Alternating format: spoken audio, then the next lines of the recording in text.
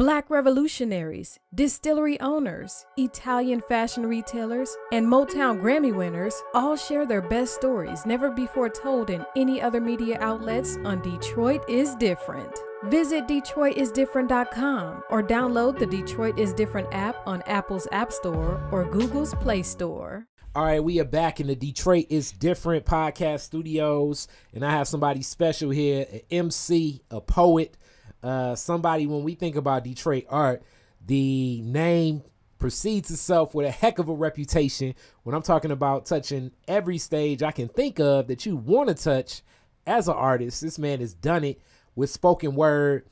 Actually, at a point in time in Detroit where spoken word was one of those things that was, I don't know, like a art form that people were like, what exactly is it? He had to sell the art of what spoken word was. Now it's like, yeah, it's a spoken word poetry open mic. You know, everybody's into it, and it's trendy. It is talking about like before Love Jones the movie dropped. Yeah, this man was doing it. Yeah, right before Love Jones. Fluent in full effect. What up? What's happening? What's happening? What's happening, my brother Khary? What's going on, man? Thanks for having me, bro. All day. This should have been happened, but this may become like a standard. So we know, like around this time in the summer, I'm gonna be getting Fluent on to see what's happening. Like books now, events now. I'm with that. You working with your sister on a project? Yeah. You know I'm all family. Yeah. You working with all types of groups. Yeah. And some of the people that was just like your homies coming to the coffee houses and the places where you were doing poetry now are like running organizations and stuff and saying like, Fluent, can you come and give some poetry and stuff? So you like doing black tie event poetry. Yeah, I like that. That's how it works, man. You know, and that generation, bro, like, you know, me doing stuff here for 20 plus, almost, you know, definitely a little over 20 years now.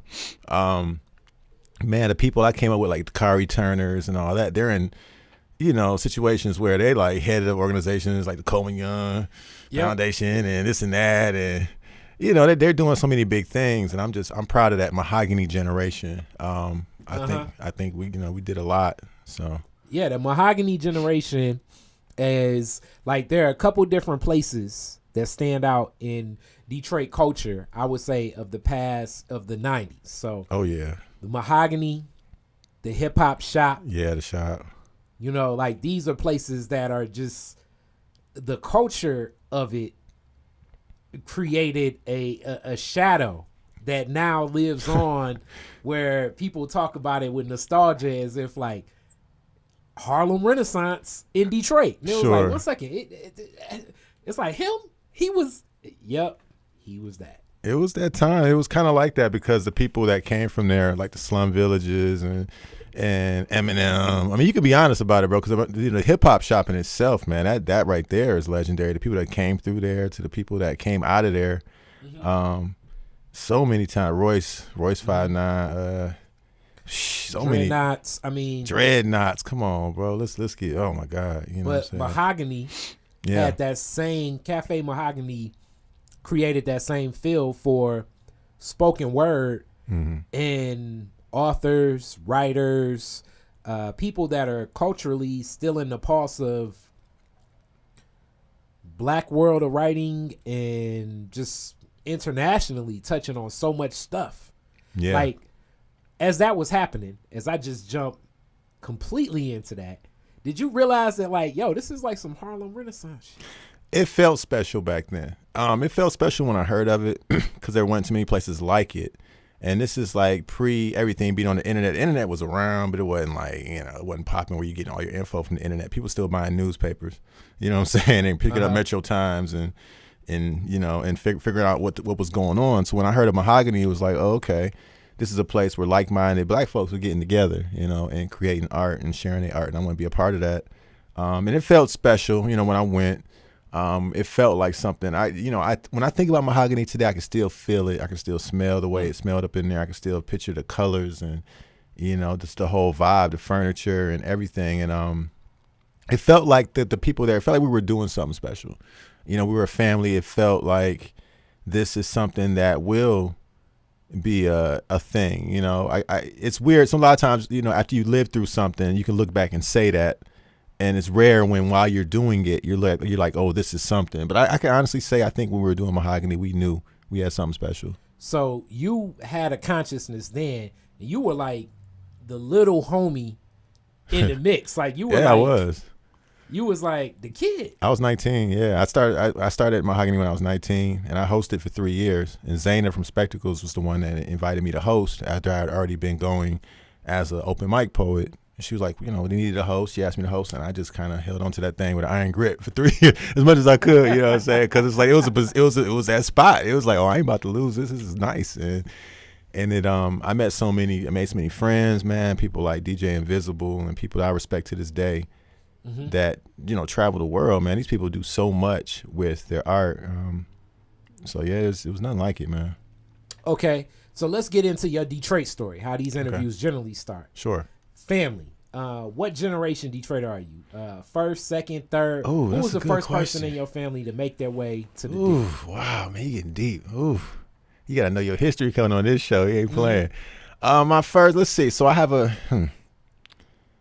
Oh man. So I know my grandfather, my dad's dad, and them. They're from Sop Choppy, Florida. What? Wait. Talk about a city I Choppy. never heard. Yeah, it's a small. It's like swamp. Sop Choppy. SOPCHOPPY. Okay, what the hell was going on when they named Yeah. that city? It's not even a city. It's like a block, a right? it's a like patch of land. It's a plot. It was like that's like a town. How many people probably in that town? Man, I don't know. It could be like 50 to 100 for all I know. Oh, man, if even that. Oh, I don't right. even know. So it's like if you get a girlfriend that's like your same age, you got to hold on to her from like kindergarten on. Yeah, that's wife. You marrying her or Jeb down the street gonna marry her. You could talk about Like, oh, right. I messed up in 3rd grade. It's like, oh, I'm gonna be single the rest of my life unless I That's move. it. That's funny. People making lifelong commitments for kindergarten out there. Like, look, ain't too many of us. Let's just hold this. Let's do That's this how thing. you know you in a small town. Like, yeah, you messed up. It's Yeah. like, oh, he pushed me off the swing set. Yeah, Messed up. that's messed up. That's it. You hit for the rest of your life. All right, where about in Florida? So it's northern, south, central. man. You know, I can't even tell you exactly where. I've never been to Sop Choppy. I've been to Tallahassee. It's near Tallahassee. Okay, that's northern. It's northern. Okay, And I got a lot of family all throughout Florida, and it's rare because you know Florida is not one of the states that a lot of the black folk in Detroit, you know, are from. It's generally Alabama, Mississippi, Georgia. But Florida, those Floridians were like, they were going to New York, or they were heading west, or they were heading to Texas. You're right. Yeah. You know, so making their way from Florida, where did your grandfather end up settling in? Did he end up in Black Bottom like most people? Whew. You know, I'm not sure. Side? So my mother's side, they're from New Orleans, and they came to the east side. Oh, okay. All right, so that's the Morton side of the family. And on the Green side, that's the grandfather from Sop Choppy. I want to say I'm not sure where he settled in at first, but I believe it's primarily been West Side. Okay. For my dad's side of the family, and then on my mom's side, definitely right from New Orleans. And my mom was born here, and I think maybe like I have 1 or 2 aunts and uncles that were born in New Orleans, and everybody else. My grandparents had 12 kids on my mom's side. Yeah, she had 6 boys and 6 girls. Dang. So I think like 1 or 2 were born in New Orleans, and the rest of them were born here. East side, yeah, like straight, and went to Kettering and King, you know. Yeah, so East side East for side. sure, East side down, yep. Okay, so that they settled right into Black Bottom. And Yeah, like I say, Louisiana way, is yep. rare too. Yeah. For this area. Yeah. It's very rare. So they was probably getting into all types of fights in the Black Bottom. Man, I'm sure they were, man. Like, you know, and there's you ain't from Mississippi. yeah, I know, right? And then plus they all like look like some DeBarges or something. Like my mom's like, it's funny. I'm gonna talk about it, but it's true. They a bunch of Creole. They a bunch of light skinned Creole, DeBarge looking Negroes, and that's cool. But you know that's what they are. So light skinned dudes always gotta know how to scrap. I guess they did, right? My Uncle Joe, my Uncle Joe ain't no joke. I could picture he was the one probably protected everybody because he probably the toughest one out of all of them. But Yep. Yeah. Okay, so that East End, what was your mom doing? What was it like growing up? What was she into? So my mom is she worked in a pharmacy forever at Providence as a tech, like forever. My dad's a musician. My mom worked in the pharmacy, and so long story short, my grandmother on my dad's side had a pharmacy in the city of Detroit, 3 different ones at different times, called Physicians Drug Center. She was, a black woman, entrepreneur, pharmacist. Wow. And then, and around what era was this? So she had, This so is was during like the 50s, 60s? Oh, definitely, yeah. She was one of the first black businesses to integrate 8 Mile. Damn. You'd appreciate this history, definitely. And she had a store in Linwood, right by where the 67 rebellion or riots broke out. You know what I'm saying? And then she had a store in Alexandria and Woodward, right around the corner from the Magic Stick and the Majestic. Wow. Right over there, that big brown apartment building, the Bicentennial. Yeah. There's a row of stores right below there, and hers is right there. Now it's still a pharmacy. So anybody who want a little Detroit history on Alexandria and Woodward, there's a Farmore Pharmacy. That used to be my grandmother's store. I grew up literally in that store. Wow. Yeah, like I was a kid, from a baby to a grown man. I was working. When I was doing Mahogany, I was working there. Yeah. Oh, so that was old school. Yeah. It's like you have to give birth to the people that's gonna work here. Yeah, it really including was. Your mama. Yeah, including so my mom. That's my dad's mom that had the pharmacy, but my mom was in pharmacy work, so she came to apply for a job. My dad hired her. Oh, so your dad was like, yeah, there you go. Your dad was like, I'm about to keep it professional. But then he was like, I'm even though I gotta go west, I can head east first if need be. Right, if need be. So she ended up working for them, and then they ended up getting married. And next thing you know, bam, it's us. So yeah. Ain't that something? Yeah, man. So in this whole mix of entrepreneurship, a black woman entrepreneur at the time. Yeah. Ain't no telling. Your grandma probably had stories for days, but oh yeah. But what was her demeanor like? What do you remember? Oh man, well, she was a very spiritual woman, hard worker. She lived to be her late 90s, lived to her late 90s. She was working all the way up to, she's about early 90s, bro. Like working. Seriously? Yes. She was sharp, man. Like she had passion. That's why I always tell people, man, you want to live. You couldn't slack off working there. So Nah, like a 91-year-old person putting in work. You can't be like, come on. Tomorrow we're going to see the point. So yeah, she was no joke. She instilled a really good work ethic in me, and I didn't realize I had that work ethic until I got older and into the things that I love, my passion. Because she applied her work ethic to her passion, which was community pharmacy, helping people, being about the community. And I thought maybe I was just a slacker artist guy till I discovered poetry and producing events, which showed me that I really do care about this city and I care about this work. And I saw that I have an awesome work ethic that I apply it to these things that I really care about.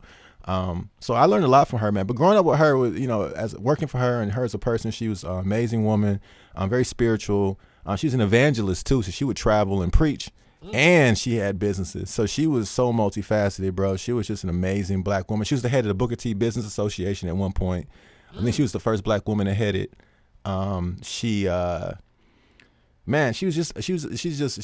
graduated from Wayne State when it was just Old Main, which is that one building.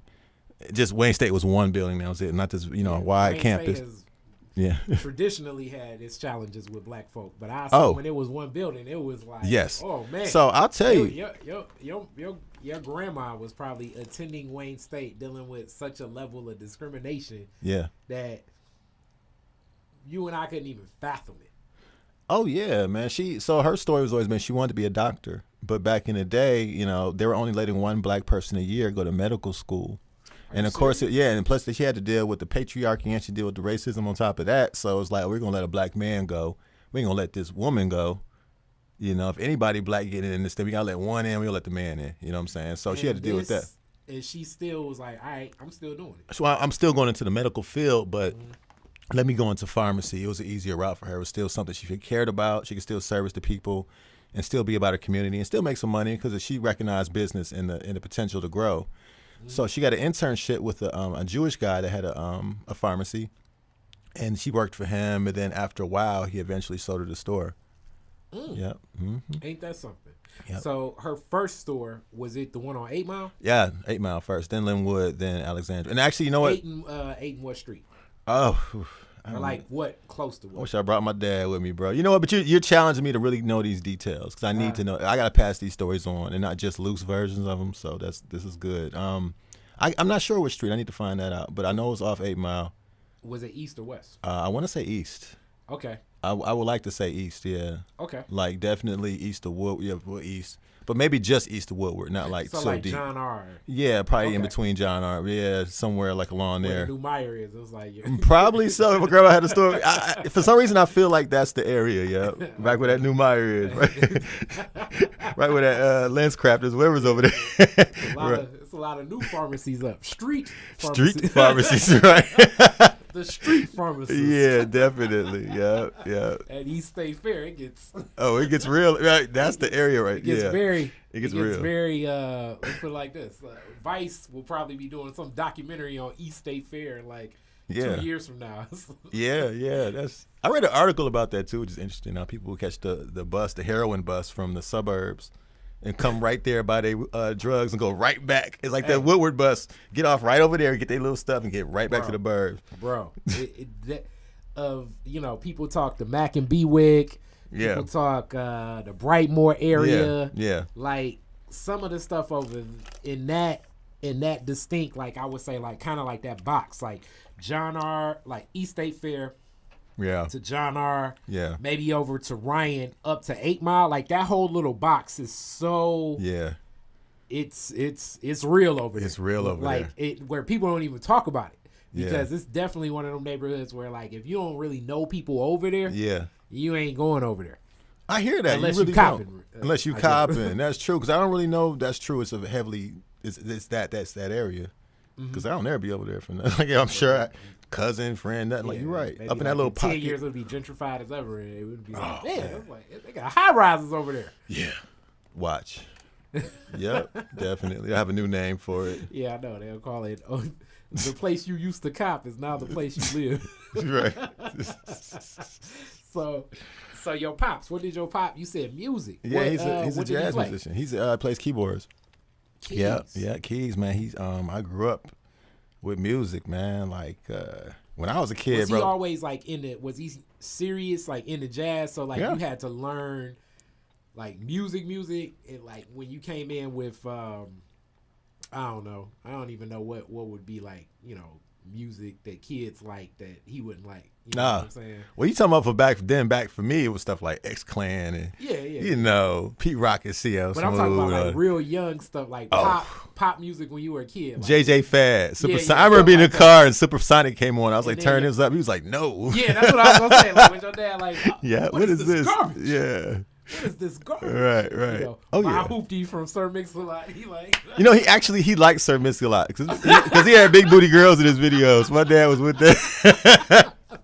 And but you can understand what he was saying a little bit. Let's see the art of this. Yeah. Let's see the art of this. Yeah. Beepers. Yeah, beepers. Right. It was Sir Mix-a-Lot was kind of dad friendly. He looked like somebody's dad. He had he wore the hats like somebody's dad. He did. He had that vibe. He did have the old school boss. He did. Like the dad Bossellini hat. Yeah, Bossellini. Like Mozzie Ski. Mozzie Ski. Woo. Yeah.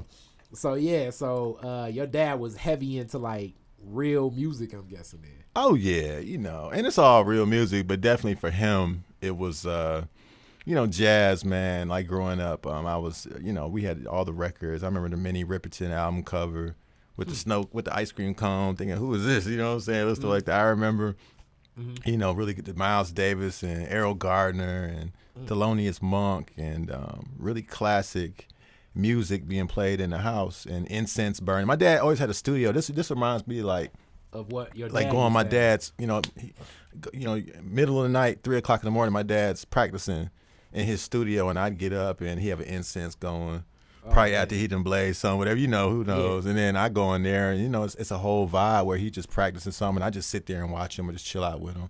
The black velvet painting era. Yes, and he had a black velvet painting. I'm pretty sure of a naked black woman. Sure, I'm pretty sure. Me and my homie, Sterling. We always call that the gold medallion era black dudes. I get that. And chest hair, gold medallion, chest hair. And silk. Yep. How is Sterling? Sterling a genius, man. Yeah. I was just Yep. Me and Sterling always talk about that. It went from like them type of black dude, like like them was the coolest, like really young, them being the real cool black dudes at the cookout. Then like the dude with the Sergio Tashini. Sergio Tashini, boy. And then the dude, you know, in some top tens, like the you know, the YBI era. Yeah. And then came in like, oh man, they kind of my era, you know, the overalls, baggy jeans. Like, okay. Yeah. All right. Like it just kept shifting this level of cool, but still like that gold medallion level of cool. It was a different type of dude. So that's very true. I can imagine with your dad playing. When was the first time you saw him do something live? You know, I used to go with him so many places when I was a kid. I don't remember the first time, but I mean, my fond memories are going places like London Chop House and places that aren't even open no more. Now, London Chop House is open again. They opened it back up some years ago. But I remember places that, and anybody old head that knows about jazz in Detroit knows these names like Dummy George. There's a place called Dummy George, and it was started by a guy named George who was a dumbwaiter at a restaurant. And which was an old job. I don't even know what a dumbwaiter does, but that was a title at one point. He opened a restaurant, and I remember Dad playing there, London Chop House, a place out in Novi called Key Largo. Man, I remember Burt's when Burt's used to be, I believe, off Jefferson. Mm-hmm. Real talk. Like I remember being a kid going. My dad's played a jazz fest all the time. This is when a jazz fest had a heavy leaning on booking black acts that are actually playing jazz in the city. Now their black acts got to be. That has completely shifted now. No. Now it's like they find like a headlining black act. Yeah. That's more universally known, and then kind of fill it in with white people and Japanese people. Yes. I don't know. Let's be honest with it. Let's be honest about that. Detroit is definitely different right now, but it's that's what it feel like, man. It feel like they don't really care. And my dad put it to me like this too, talking about how you know, they'll get a lot of Wayne State because there's a lot of politics around that. But I know they get a lot of Wayne State students, like the student jazz bands, different people affiliated with Wayne State, plus internationally known acts and stuff. But jazz, just like hip hop, it's not being seen as a black art form anymore. No. Even though it was something that was created by us out of things that existed. I mean, jazz is such a, like, culturally the concept of it, because what it means, my interpretation of it, I just know it cuts so many ways, because, you know, it's like smooth jazz, music. Then you got like the person that studied jazz. Yeah. And then it's like, I know it's people that actually created it that weren't studying it from that perspective. They were going on like, you know, because my dad really liked like Cannonball Adderley. Oh yeah. Mtume. A lot of like some of like the fusion stuff. Like, I mean, me personally, I like a lot of that Ronnie Law stuff. Obviously the Blackbirds, like this feel where you're playing with jazz, but it's you know, like the jazz artist that is classically trained as a musician between classical music and gospel. Yeah. And then combining that and building their own forms of expression in their own timing and their own signatures and stuff. Like, it was something different going on with jazz where when I think of it, but then I have to pull back and I have to say, okay, what's your interpretation of jazz? And that's what I think it is become today. Because even going to the jazz fest, like going from stage to stage to stage, and you hear it. Yeah. But it's like, okay, yes, this person has studied jazz. They went to school for jazz. Yeah. And it sounds cool. But what is missing is the whole conceptual intentionality that went behind, you know, how this music was created in the first place. Yeah, and you gotta have some soul, man. Like, you gotta really, you know, you can have, anybody can have chops. Like, you can practice and be good at whatever. Yeah, sure, but there's something innate that you just not ever gonna be taught. I mean, there are some of the best jazz musicians probably in the streets right now probably didn't even study. That was the essence of like, when I hear those stories of like Coltrane and those guys just like going from bar to bar to bar to bar up and down like Dexter and Linwood when those jazz bars were here. Yeah. And it wasn't because, it was because, I want to hit with these guys. Yes. You know, not because it's like, you know, I want to be heard or whatever. Like, you know, and I'm gonna get in this mix. You know, it was actually Dawood Muhammad that broke down the whole concept. You know, Minister Dawood Muhammad at the point, but John Coltrane's representation of what God meant to him through a love supreme, and that tied into more of his relationship with how to convey the idea of Allah to other people. And I'm like, damn, that's deep. Yeah, well, Coltrane, man, that was a deep brother right there, and just his sense of spirituality and the way he brought us into it. You know, like you said, an understanding of that. Yeah, but that's not like sitting in class, like no. listening to something and the teacher grading you on. Oh God, no! And we got to get out of this whole. You know, look, man. Like there are things, especially black folks. I'm just gonna get black real quick for a minute, because I got to go back to this and be honest about it. We just have this thing in us that, you know, it can't be taught. And when someone's trying to bottle it, teach it, sell it, it's insulting a lot of times. You know what I'm saying? When we're creators. We'll create something, create subgenres in that thing, get bored with it, move on to something else. You know what I'm saying? Why people 50 years later are still doing that thing we created in a different way. And we got hip hop, we got this, we got that. You know what I'm saying? And then we got so many different types of hip hop. You know, we're just a genius people, and I think that you know, these classes, like for instance, I do poetry workshops, right? I don't feel like I teach poetry. I just facilitate writing, because I can't teach nobody how to be a poet or to write poetry. You know what I'm saying? That's like I didn't go to school for poetry. I didn't go to college. You know what I'm saying? Like, I'm a high school dropout, like, for real. Like, I am. A lot of people don't even know that, but I am. And I say that with pride now because I do a lot now. But there was a time I would never say that. But now I'm like, I'm a high school dropout. Like I said, like to show that you can still make something happen if you're tenacious. You know what I'm saying? And you believe in yourself, and you're smart enough to actually soak in other things. And I don't say that with pride, like that's a thing to be proud of. Not at all. But I'm just proud of myself and my resilience despite, you know what I'm saying? But I had to just pick up things off the streets, learn from people I admire, you know, the Khary Turners, the Jamal May. There are people out here that are beasts with it, you know, that are poets that are awesome. Back when I watch people like Khary, when I bring up Khary Turner a lot, because that was like my mentor, my poetry mentor, when he was doing his thing at Mahogany, when he had Black Bottom Collective, he was organized, he had it together, and he was spitting bars, you know what I'm saying? And really getting his point across in a real way that I appreciated. So I had to learn from other people, like see their blueprint and pick these out and figure these things out. And I wanted to, like you said, hitting with other musicians and all that. It felt like that back in the day. I wanted to be around people like Royce or Eminem, and just see what the proof. You know what I'm saying? Last One's Out, Dreadnoughts. You know what I'm saying? Like people like that are historic that I remember. People don't even talk about, like Bugs, like this cat, that brother Bugs, who was at 31 Flavors. That brother was a genius, and unfortunately lost his life on Belle Isle. But that brother, to me, he was like the best freestyle I've ever heard. I only heard Bugs once. Yeah. I have a different affinity to Proof. Rest in peace to Bugs and Proof. Yes. But yeah, Proof was like like Proof was I mean, as talent.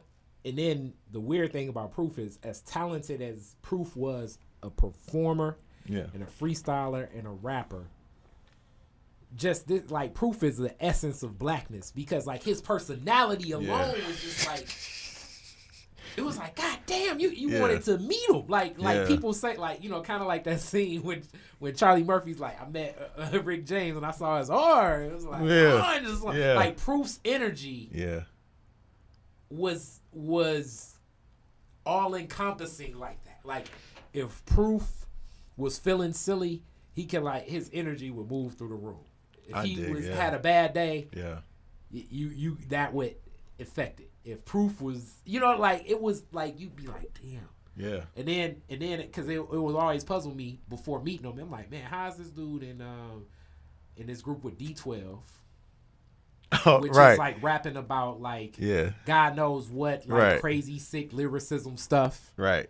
Then he's in Five Ella, which is rapping about, like, some progressive black consciousness space. Yeah. And he's in Goon Squad, which is making booty music. How is he the same guy. And it's like, and then you meet him, and it's like, oh. Makes sense.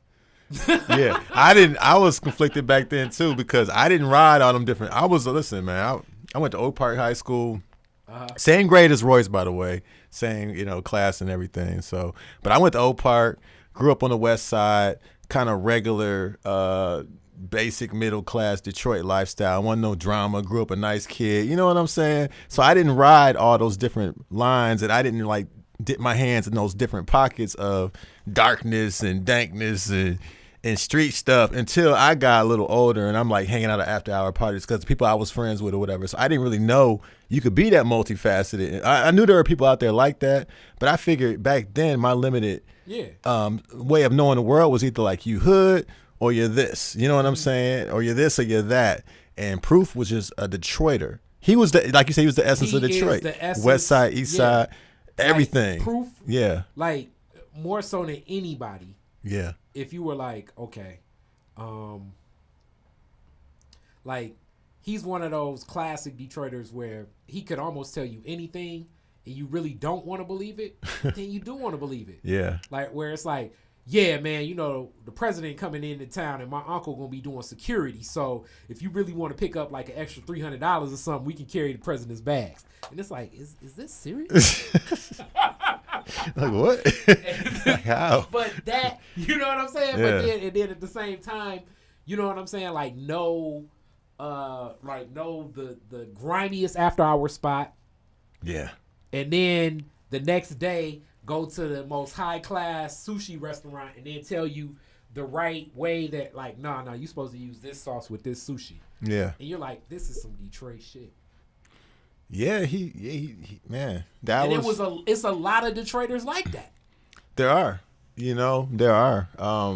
Like they have been connected to so many different worlds and so many different cultures. Yeah. In a lot of sense, you're that today. Like your social circle, your background, and I want to kind of even go further. As you said, like even with high school, I never even knew you like you said, I never knew you dropped out because I'm thinking like with everybody that you work with, you'd just be shoulder to shoulder. So when you made that decision, what was the like margin call that was like, I ain't really checking for this? It just was a lack of commitment. I'm not gonna say that I didn't value education because I was a goofy, nerdy enough kid. I'd read books and be interested in knowledge and all types of wild things. I'm into knowledge, but I just didn't care about the social aspect of it. I never felt like I fit in too much. I started to skip and I was trying to like lose my virginity back then. You know what I'm saying? That's the truth. Like trying to smash. I was trying to smash. Yeah. That could easily, for a guy's life, that may take somewhere between 7 to 15 years. Yeah. For me, it was 17 years of trying to smash, and finally the 17th I got. So maybe like from 13 to 17, I had like a 4-year run of just no success whatsoever. Like going hard with it, but in between there, a couple of little experiences, but it wasn't smashing. It's just like spin the bottle, nothing. It's like, yeah, I'm turned out. Do this again. Yeah. But I think that it was just me not really caring about the dumbness of it, or just knowing that none of this stuff was really applied to where I wanted to go. I saw myself hosting events. I saw myself rapping. That's when I was really like, I'm gonna be a rapper. So forget this. I'm straight on this. So within the world of poetry, how did you step from MCing over to poetry? I think being and you still got rhymes. Yeah, man, I still got bars. That's the thing about it. Like sometimes when Jay-Z put out like the last, I'm like, dog, this dude older than me. He putting out, you know what I'm saying? Like, what am I not rapping for? Like, I can't let anything stop me from rapping.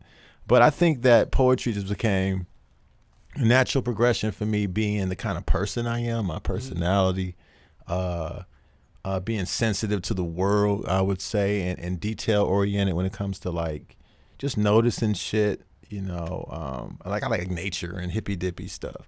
So I think that my raps were always more along the common line of things. You know what I'm saying? I would talk about spirituality, women, Detroit stuff, like he would talk about Chicago women, growth as a man, letting go of old things, picking up better habits. Like that was my my idol, for lack of a better term, when it came to hip hop, because he was a regular dude from the Midwest. So you can see him today. Now he's doing things that require him to do like spoken word or you know what I'm saying? And it's just a natural progression. So me personally, I just think that I was going hard with hip hop. I put out stuff. I was doing stuff here. I was, working with people and doing, I got a nice little collection of stuff that I did. But I think that, I think the universe, God, whatever you want to call it, was always pulling me towards poetry and something with a real purpose where I can affect change in a different way. Now, you know what's so unique about that? As I think about a lot of like your, it's funny. Like I've sat and listened to some of your pieces, and it's like before I even knew that you could spit, I'm like, I could see that. But I also could see that through poetry,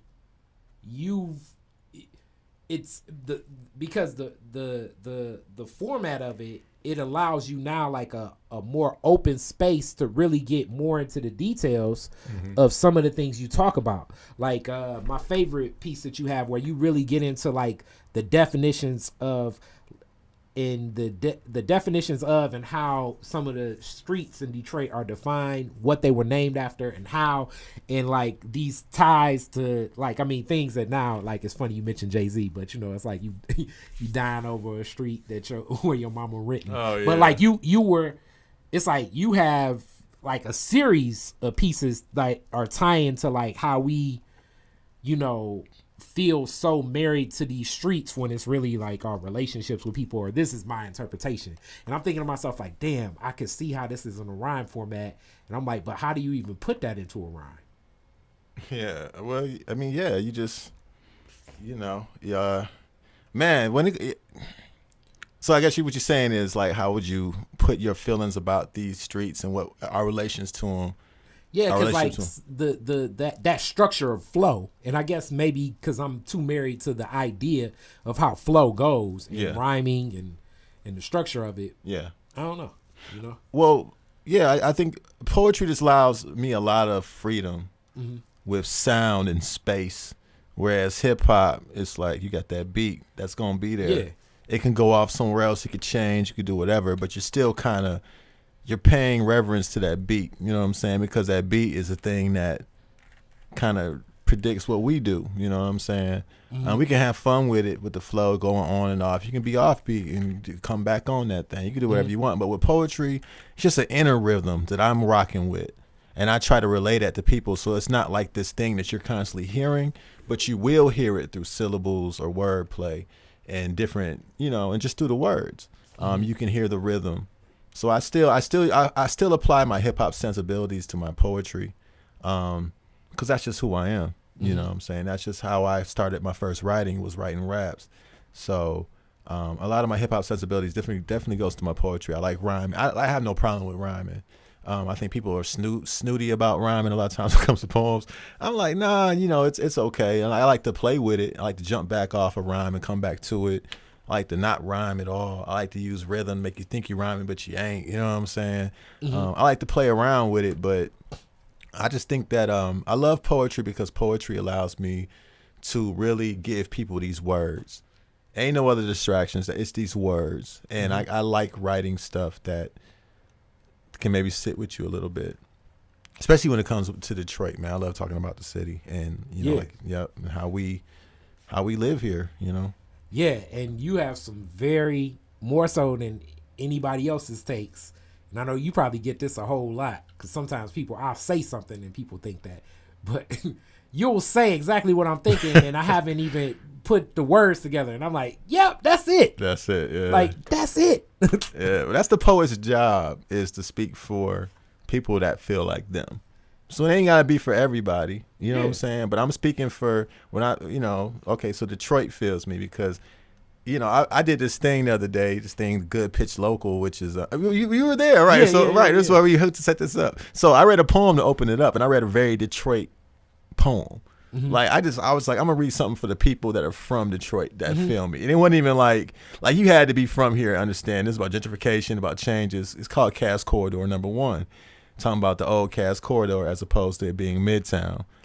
And that's what the poem is called. And so you had to really, I gave people some perspective. I said, this is for basically, because we had people from all over around, around the world. And I was like, this is for the old version of whatever city you're from. Because if you're from Brooklyn, if you're from Houston, you're from Toronto, you know about gentrification. You've seen it in different neighborhoods. You've seen restaurants close and condos pop up. You've seen mom and pop shops closing, and then other places opening up. You know about these changes. So this is just, I just wanted people to relate to that vibe, which is that Detroitness. But I rep for the city hard, man. Like this. Yeah, I like that you said that. I appreciate you saying that because I feel really strongly about speaking for Detroiters. Yeah, you say some stuff about Detroit where it's like, yeah. Like I said about that proof, like, and it's layered too. You know, where like it's not all from like the idea of like, cause there's so many different swords in it. You know what I mean? It'd be, this is a city where, maybe the one of Malcolm X's lieutenants that was helping him organize the Nation of Islam here. Yeah. Lives right next door to like the West Side's biggest pimp. You know what I'm saying? But you know what I'm saying? And then they cut grass together, and then they bought some swing sets for the kids. You know what I'm saying? But it's like I'm like, yeah, man, that's some Detroit shit right there. Like it's some of this stuff you look at it and you say, I thought it'd be different, but it isn't different. Yeah. No, it's definitely Detroit, man. We're everything. We're all these things, and for us to ignore any of these things is not being real. That's why I'm glad that I had the experiences I had in life, not graduating, catching that Dexter bus from Northland to downtown. 16, bro. On the 16, I man. I got some 16 stories. Or the Hamilton, when everyone came first. Because you're trying to get downtown. Hamilton's a different rodeo, bro. It was a rodeo. That's a different rodeo. It's crazy that God kept me, man, because I was always this nice guy riding these buses. I'd be by myself going to the Drews on a Friday night, just trying to get to St. Andrews, coming back late. 3 o'clock after going to eat down Mediterranean somewhere downtown. You hopping on the bus. This is when the buses ran 24 hours, so you could still catch it late, from downtown. You only catching certain buses. Yeah. I remember it was a point in time where I was taking the bus so much I knew. Like, you could look at the top of the bus and know which bus it was. Yeah. It was weird. It's like, oh, yeah, that's the Hamilton. That's the Hamilton. You just see which one's coming, yeah. By a color in the distance. Yeah. I know exactly what you're talking about. On the horizon, yeah. And then people was like, how do you know that? It's like, man, I don't even know, man. You just got bus sense, yeah. That's what happens, man. You know how to take a sleep. You know how to go to sleep on the Dexter at the right time to wake up right before your stop. Come on, bro. Come on, man. Seriously. Yep. That's what it is. Yeah. So, yeah, definitely. So, let's talk a little bit about performance space today. What do you see as you're doing? You have a big show coming up soon. Yeah. This is going to preview that show. Talk a little bit about that, and then we'll talk about just the scape and the scope of what do you think on the open mic scene in Detroit today. Okay, so first talk about the show I have coming up. Yeah. So July 28th, which is this coming Saturday, it'll be at the Enamdi Gallery for Contemporary Art. It's called Please Her, Please Him. It's a night of romantic poetry, sensual soul, art everywhere. Beautiful people getting together, having a good time. Please come through, brother. I'll put you on my list. Okay. And it's just gonna be a good vibe, man. I will be in effect, my brother. As I generally got the 45 rule. I like your. This is what's so weird, even about poetry. It's like a short. I know so many spoken word poets, but I'm not even really in that culture. I always look at you like as MCing with it. Like okay, so like you, obviously my brother named Khary Turner. Yeah. But he's of MC world too, and we'll see. And then sometimes like you'll get to the places, and then I know yours won't be like this, but people will do that erotic poetry, and it'll be just like this is corny as hell. Yeah. No, bro, let me tell you something. I completely and utterly, I hate erotic poetry. I hate these erotic poetry shows. I'm gonna go on the record and say it. I don't care who hear this, though. I don't care. See me in these streets. Pull up. That's what I'm like some guy like the water's your thighs. look like your eyes. Jesus, man. You be like, hey, man. It be dudes that ain't having sex. They ain't doing nothing. They ain't getting none. They trying so hard that night. That's their chance. And they put in everything they can. It's like Daniel's son in the final fight, bro. They like crane kicking all night trying to get it in, bro. That's. Whereas you always presented something like, I don't think you've ever said something that didn't seem very conversation. Like I say, it's real. It feels like flow. Whereas I'm like, it's flow. So it's gotta be. Thank you, brother. Yeah, and plus I don't book people that do the stereotypical erotic stuff. I just can't do it. You know, it's just like, why do y'all doing this? Like, if you really want to have sex with a woman, write something dope. You know what I'm saying? and like, if you're really, I'm trying to figure out, you know, like who are you meeting that really is like, oh yeah. I mean, I see the women. I don't even want to get into this, bro. So I'm gonna open up. I'm about to sound like all types of people right now. And I don't want to go there. But I will say, I respect poetry too much to do corny stuff with it like that.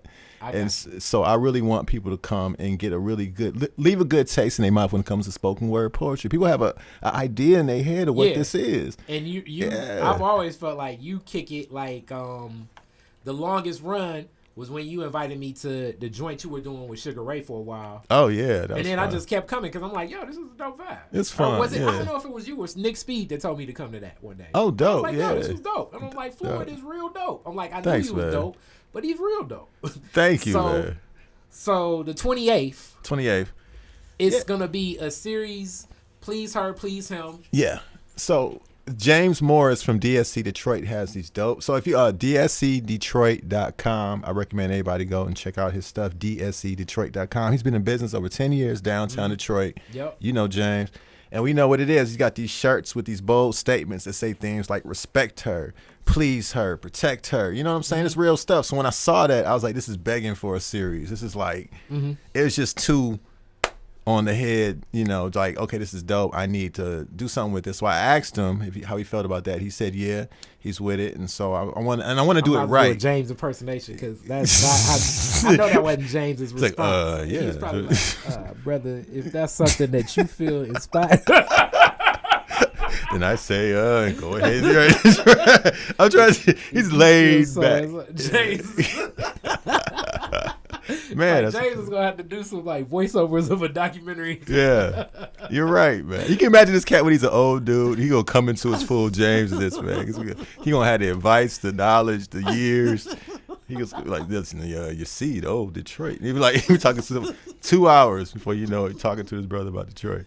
But yeah, so I mean, but you know, him being the cool guy he is, he agreed to it, and so we're doing this series, and it's gonna be fun, man. It's just so we did protect her, protect him.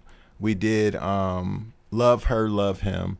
So now we're doing please her, please him, and then the final one would be respect her, respect him. You need to come perform on respect her, respect him. Okay, I'm with it. You with it? Let's do it. I'm with it. And that's gonna be the last one in the series, and I think you'd be perfect for that. Your politics, your vibe, and they'll love it. Yep. I'm with that. Yeah, and plus I think about the women. My audience be like mostly black women with income. You know what I'm saying? So I ain't about to cheat them. Have some corny dudes on there. They're like, who? They trust me, bro. You know what I'm saying? Like I'm curating these things right. It gotta be brothers that represent well. It can't be like we just up there just reading anything just to get some.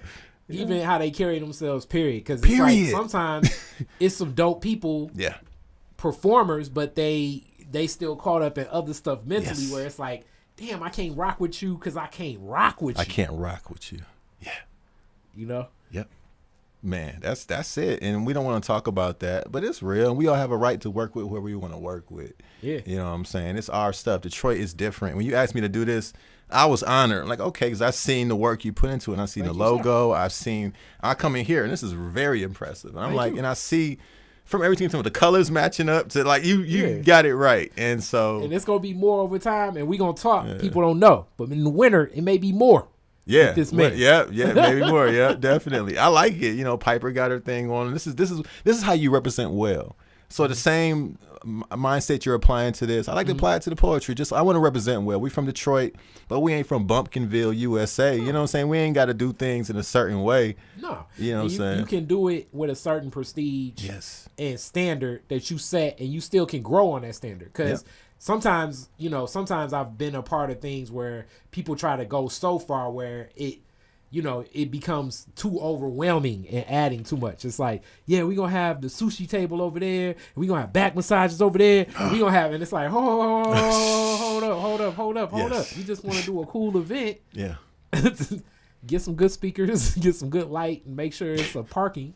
Yeah. And I think we can do it. And then maybe we grow to the sushi table and the massage table guy. Yes. You know what I'm saying? Because sometimes you can go to some of this stuff and it's...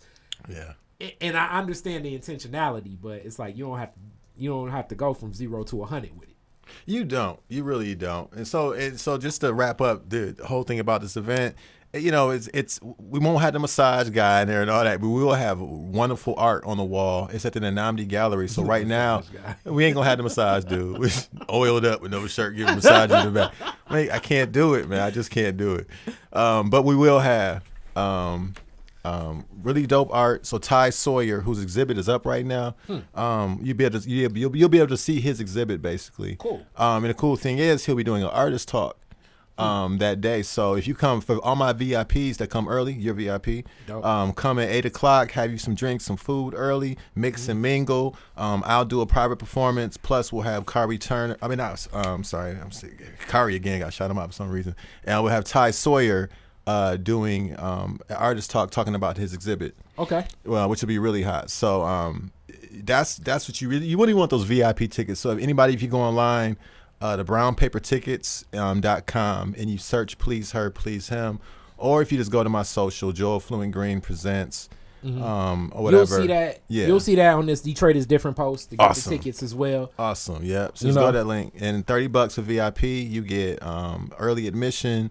So you can drink and eat and hang out early. You also get to attend the artist talk. So we hear Ty talk about his artwork and give descriptions about his influences and why he made these pieces. And then also I'll give a short performance in the Black Box Theater at the Namdi Gallery. So it's going to be hot. Yeah. And then the main show starts after that. You have your seating early too. So it's worth it. So it's $30 for one person or $50 for two. That's dope. Little discount. Yep. That's dope. Yep. All right. So with that, what's your take on... And you travel with it, but what's your take on poetry in Detroit right now? We have, and I'm just talking straight Detroit, and then we can talk Detroit compared to other places because I know it's like two different discussions.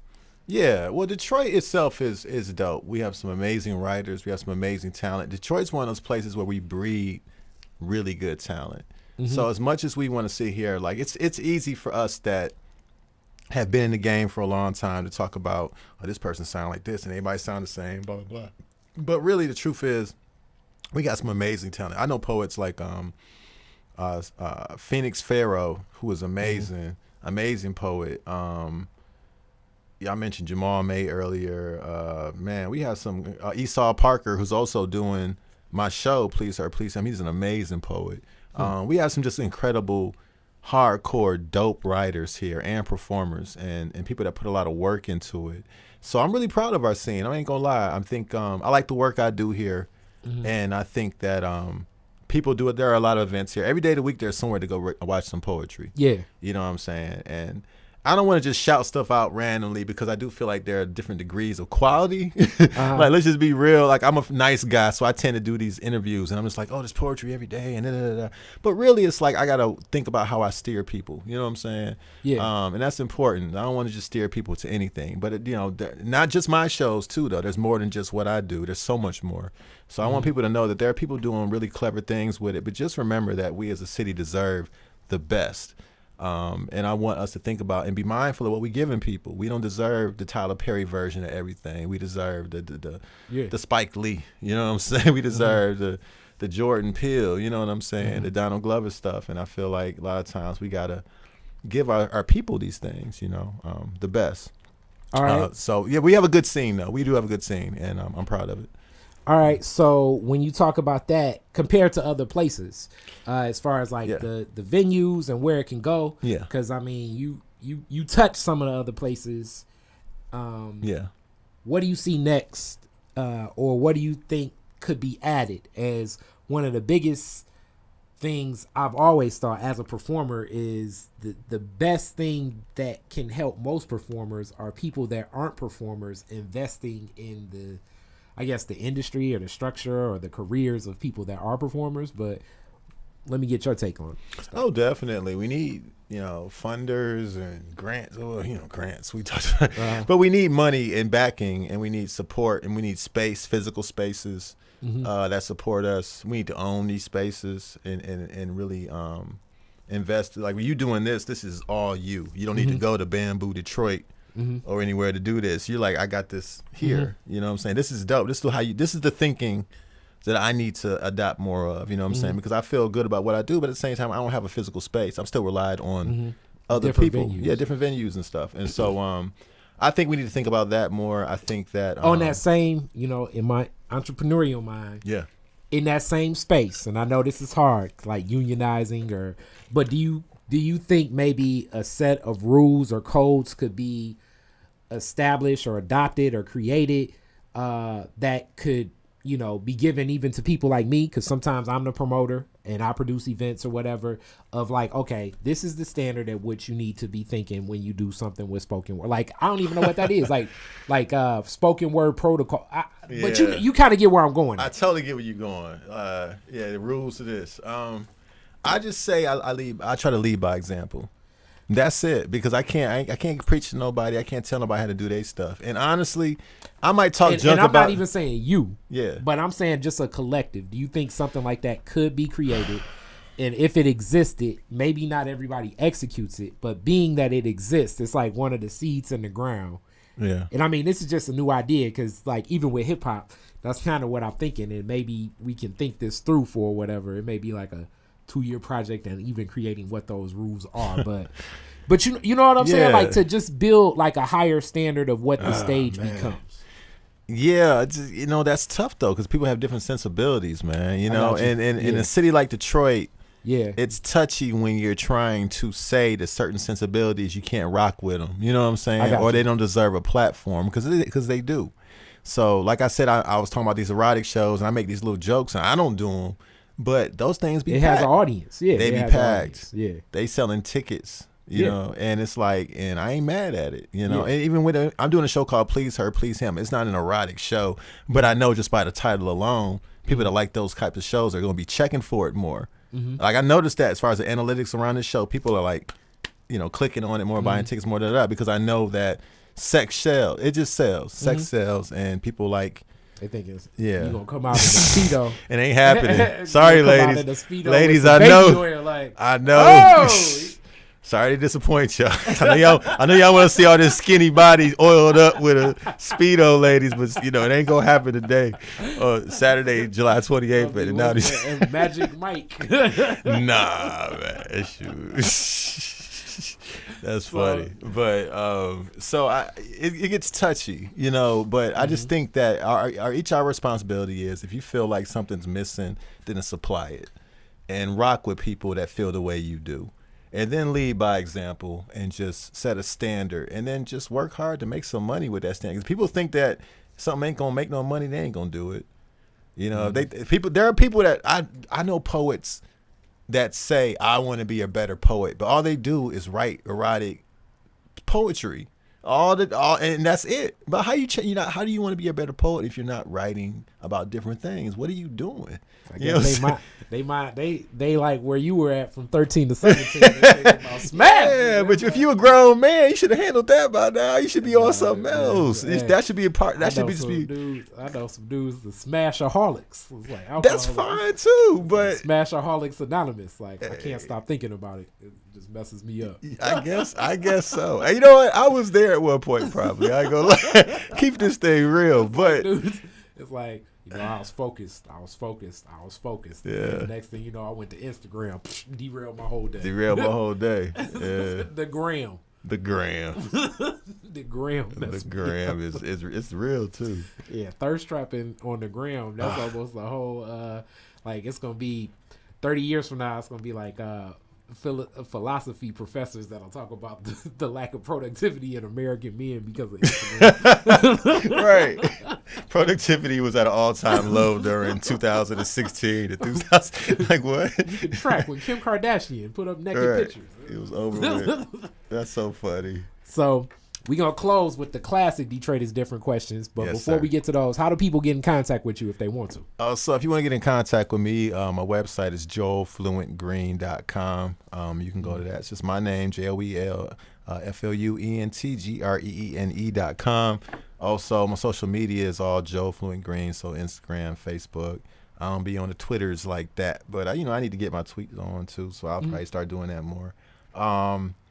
And then let's see, on those things, my Instagram and ways. Facebook heavy, just be on those things, and you can find out about all the events and whatever I'm doing. And you can order books, by the way, if you want to order a book, I want to check out some of my poetry. My website is perfect for that. Yeah, you were even a fan of. We got to bring him back. We're gonna make more skits with it, but the joke of it, because just how serious I think trap rappers were and poets were. That's what that trap poet with Cliff. That was so great. Wait. Let's talk about that for a again. minute. You guys had. I wanted a piece of that. I want to battle somebody or something. Hey, we gonna bring that back soon. So when we bring that back, we will bring back, because the thing is, it's like we need to make like 4 different characters with Cliff. So maybe we bring you into the creative I'm room. so down. And then he can do an appearance at one of my shows as trap. We ain't gonna explain it. We just gonna have them come out and just blow their friggin' minds, bro. Yeah, we were getting off the rails. I was getting too creative. I was like, man, we should make something called Trap Lives Matter. Trap Lives Matter. He was like, man, this is getting in the corner. That's too much. Trap Lives Matter. Oh my God. But I was like, that's how serious. If y'all gonna do it now. That's probably gonna be like Kodak Black next album. Or Yes, something. that's what I'm saying. Somebody gonna hear this and be like, yes. What? That's all it takes. Trap Lives Matter. Trap Lives Matter. All right. Classic Detroit is Different. You'll definitely get in on that with Cliff. Got to. First, what was your very first car? Very first car. Jesus Christ. Year, make, and model, and what year did you get? Oh, come on, man. I've always been a hippy dippy poet guy, so I've never really had a car like that, to be honest with you. I've had girlfriends with cars. This is the truth, man. Like, I'm not that type of Detroiter, unfortunately. So it was what are their names? Let's see. I can tell you the names of the girls. Exactly. I had a Other Keisha. people's rides. I had a Lakeisha, this and that, or whatever, right? Yeah. So, okay, that's generally always first. The second question is, it's the end of the Detroit fireworks. You're at Jefferson and Woodward. Okay. You have to play 3 songs for the crowd. What 3 songs are you playing? Oh, these some good questions. The end of the Detroit fireworks. 3 songs for the crowd. Yep. Before I Let Go. Okay. Frankie Beverly and May. This is Detroit. Okay. End of the day, fireworks. Yep. We got it. People going home, feeling good. Nights Over Egypt. Okay. Jones Girls, and then it's Detroit people. What's Going On, Marvin Gaye. Yeah, it's feeling like you. It's like you the Burt's you like the Burt's Barbecue Warehouse. Like boombox that's playing. And then plus you want people to go home with a good vibe. You know what I'm saying? You want them to you want them to feel like peaceful. Like, all right, it's after the fireworks. Let me take my butt home. Get some sleep. Everybody's I'll make love. Yeah. But yeah, you hit with you actually What's Going On. You're the second person to pick that. I'm surprised that more people don't pick that. Yeah, it makes you feel good, and it leaves you in a pensive mood. You're thinking about life, thinking about blackness, thinking about Detroit, and most definitely. Mm-hmm. All right, and the last one, if you could rename Woodward after one Detroiter, who would it be and why?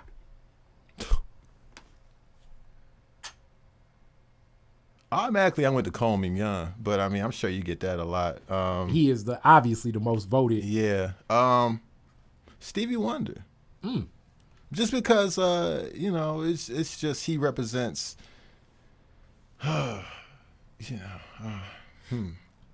If I'm gonna be honest, my first answer would definitely be Coleman Young. But if you go Stevie, let me say this: it's two artists that their music, like, I can't play anything else out of after listening to their music. Okay. Prince and Stevie Wonder, it's like their vibe. Like, because even with George Clinton in Parliament, I can play something else. Like, I can go over to Rick, or I can go to Lakeside, or I can, get into some, Zap or something. But, like, it's hard to play out of some of that Stevie stuff other than Stevie. Yeah, you gotta have like a whole Stevie set, is what you're saying. Yeah, like Stevie is like his own. It's very tough to. Prince is like that too. That, like I say, they're the only two artists that I have that it's hard to just like drop a. You know what I'm saying? I totally get that. Yeah, it's you hard just to hear just be more. Like, okay, let me. With Mike, you can play. Don't stop till you get enough. You can damn near mix that into whatever. Oh, I see. So as a DJ, is that yeah, like if you playing like a mix of music or whatever, but yeah, you almost end up in a whole set worth of that vibe. Yeah. Raspberry Beret, you're gonna be continuing to play Prince. I totally get that. Yeah, you could probably run into some like Raspberry Beret. You could run into some like Robert Palmer or something. You could, you could, but wouldn't you rather end up back with? You know what I'm saying? That's true. But that seems disrespectful to go from Prince to Robert Palmer. Yeah, that's what I'm saying. It's like Raspberry Beret, it's Sign of the Time. Like, I don't know. It's like you're going to go in that mix of, and Stevie is also the only other artist I got where it's just like, I don't even know what else you can play. That's true, like, man. The music is so rich. It's that thick. Stevie's my favorite, like, writer. When it comes to poetic type. He made a whole album about his relationship with plants. Yeah. It was a good album. You know what I'm saying? Secret Life of Plants. Yeah, it's a good album. Yeah, think you the A&R and somebody comes in and says, yo, I'm about to do this whole album about plants. You like, oh man, I'm about to lose my job. I guess by that point he was just like, I'm Stevie Wonder. Obviously, but I'm just saying, like, still, you know what I mean? Yeah. You thinking like, oh man. Yeah. Yep. That's the man, though. Well, Stevie Wonder or Coleman Young. But so if Stevie, I'm all for Stevie. Yeah. I'm all for Stevie. A genius of words and sounds. I should have threw you off and said Benjamin Carson or something. Benjamin Carson Boulevard. People in the timeline would be like, I'm not coming. I want my money back. Benjamin Carson. That'd been funny. Oh, but my goodness. Detroit is different. You got them type of black dudes here. You really do. They deserve. It's crazy. A street They're here. Me or you aren't associated with them all the time, but they exist. They really do. And you run into one, and you're like, "Damn, where did they make him? Ugh. Are you from? Where are you from?" And then he'll be like, "Well, my parents grew up on on Alter, Matt. Yeah, they went to U of D. Yeah. Ugh. Yeah, I don't know what's going on with that, man. Exactly. And then their brother is like in the Nation of Islam. That's how that works. Yeah, isn't that crazy? It's always wild when people have different religions. Like, I met a guy who's Muslim, devout, and his brother's a Mormon. Like, what happened there? Like, I know. Like, it's whole two different, Yep, it's people like that. That's interesting. Like Sterling, I'm gonna leave on this in that same religion thing. Like Sterling, it was a dude. He was like, I guess in his life, a gang member, but then he ended up, because Sterling used to live down the street from the Fisher Mansion with the Hare Krishnas. Oh, wow. Ended up going in there one day and became a Hare Krishna. And it's like, damn, man, how you go from folk to Hare Krishnas? From folk? Throwing it up to sitting down in peace. Gang banging to tambourine clanging. It's like we may see Tekashi 6ix9ine with Hare Krishna one day. He in the airport like, hey, hey, Gosh, what type of hustle is this? What type of hustle is this? I don't even know how that works, man. That's funny. But religion's appealing, and the peaceful aspects of those things. You know, you can just go in and just, okay, I'm putting away all my worries. I'm just about this life. That's very appealing if you think about it. You know, it's like being a Buddhist monk is appealing to me. Yo, I like solitude. So. Well, if your sister, who one day I gotta interview her too, if she after your project, if we can convince it, because talk about a documentary, I just want to see out of guilty pleasure. The From Folk to Christian. One man's journey. Netflix same day play. Folk to Christian.